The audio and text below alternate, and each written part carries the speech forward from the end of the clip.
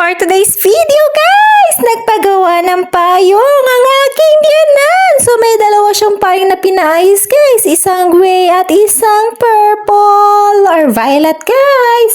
So magkaiba ng sira yun guys. So eto si Manong, sakto dumaan sa tapat ng aming bahay. Siya nga pala guys ay taga-Bawan. Lagi siya dito nadaan kaso bibihira pala. Laging siya lang natan dito. Pero paminsan-minsan lang siya dumadaan kasi marami din siyang suki, guys. So, ang sipag-sipag ni Kuya. Ayan, sa mga meron dyan payong, magpagawa na kayo. Malapit na. After ng summer, tag-ulan na, guys. Oh, ano pang hinihintay? Gora na. Ayan, inaayos na ni Kuya. Tinatapos na ang payong ni Inay. At ayan, okay na yung isa. Oh, yung pangalawa naman gagawin na rin ni Kuya. So, hindi ko na na-video yung guys yung pangalawa. Kasi ang bilis gumawa ni Kuya. Napasarap ang aking pulong kay Kuya.